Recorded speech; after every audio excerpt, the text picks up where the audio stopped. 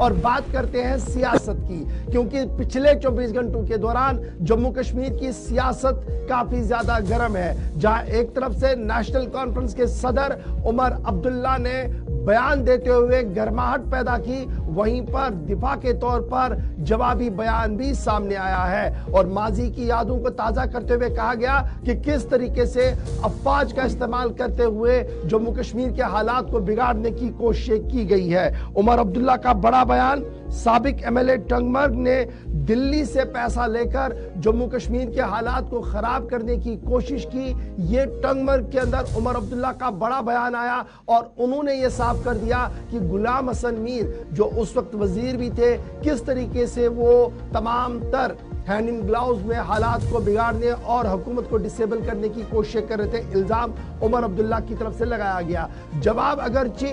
अपनी पार्टी के सरबराह का भी सामने आया, ताहम मजीद क्या कुछ इसमें है, डिटेल के साथ आसिफ रशीद आपके सामने। प्रोग्राम मुनक्किद हो रहा था तो उसी दौरान ये बड़ा बयान सामने आया और इसमें उमर अब्दुल्ला की तरफ से बैक टू बैक तीखे वार किए गए। कभी निशाने पर बीजेपी थी तो कहीं पर उनने दीगर तमाम उन जमातों को जिसमें अपनी पार्टी का नाम लिए बगैर उनने और साबिक एमएलए को उनने रेफर करते हुए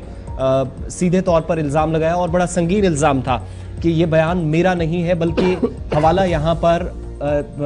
साबिक फौजी सरबराह का उन्होंने दिया, जिसमें उन्होंने कहा कि वो दिल्ली के अंदर इस वक्त वजीर हैं और ये मेरे अल्फाज नहीं है बल्कि उनके हैं कि हमने टंगमर्ग के एमएलए को नौजवानों की जिंदगियां तबाह करने के लिए और हालात को खराब करने के लिए उस वक्त पैसे दिए। उमर अब्दुल्ला की खुद बात आप सुनिएगा और इसके बाद इस पर रिएक्शन भी लेंगे। गुलाम हसन मीर साहब हमारे साथ ज्वाइन करेंगे प्रोग्राम में, लेकिन पहले जरा जो एग्जैक्टली बयान है वो सुन लेते हैं उमर अब्दुल्ला की तरफ से। टंगमर्ग नॉर्थ कश्मीर में नेशनल कॉन्फ्रेंस का ये जो कन्वेंशन मुनक्किद हुआ, जहां पर उमर अब्दुल्ला की तरफ से बैक टू बैक ये हमले किए गए।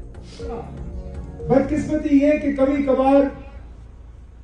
जो आपके वोट लेके यहां से जीत के जाता है वो आदत से मजबूर होता है इन साजिशों में हिस्सा लेने में। लगभग 40 साल हुए जब उस वक्त खरीद फरोख्त करके जनाब फारूक अब्दुल्ला साहब की हुकूमत गिराई गई थी। यह हकीकत है कि अगर उस वक्त वो साजिश आपके एमएलए साहब ने नहीं रचाई होती, नेशनल कॉन्फ्रेंस को कमजोर करने की साजिश रचाई गई, एक नई तंजीम को उस वक्त वजूद में लाया गया जब मेरी हुकूमत थी और मैं मुख्य वजीर आला था। ये मेरा इल्जाम नहीं है। उस वक्त के आर्मी जनरल जो चीफ ऑफ आर्मी स्टाफ थे, उन्होंने इंटरव्यू में कहा कि हमने यहां के नौजवानों को खरीदने के लिए टंगमर्ग के एमएलए के हाथ पैसे दिए।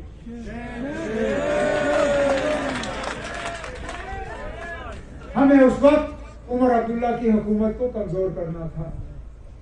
यह मेरा कहना नहीं है,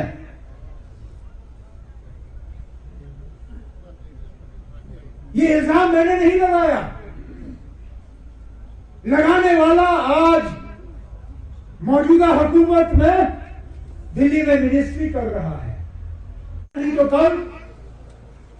इनको इलेक्शन करने होंगे,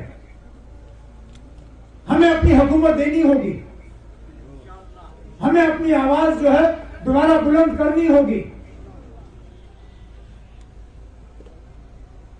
क्योंकि हालात ठीक नहीं है। और पता नहीं हमारी किस्मत क्यों कि बार बार मरकज से हमें ये याद दिलाया जाता है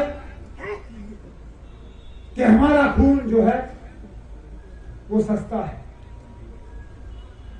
टंगमर्ग में ये बयान दे रहे थे, ये एक तरफ की बात आपने सुनी और आपको याद होगा कि जनरल वीके सिंह जिन्होंने जो इस वक्त मरकजी वजीर भी हैं, तो उन्होंने एक इंटरव्यू के दौरान इस तरह की बात कही थी और उन्होंने किसी का नाम तो नहीं लिया था, लेकिन 1947 के बाद कई मेन स्ट्रीम पॉलिटिकल लीडर्स की तरफ उन्होंने रेफर करते हुए कहा था कि कई लोगों ने आर्मी से पैसे लिए और उनमें से एक बयान जो नॉर्थ कश्मीर के अंदर जिसको कल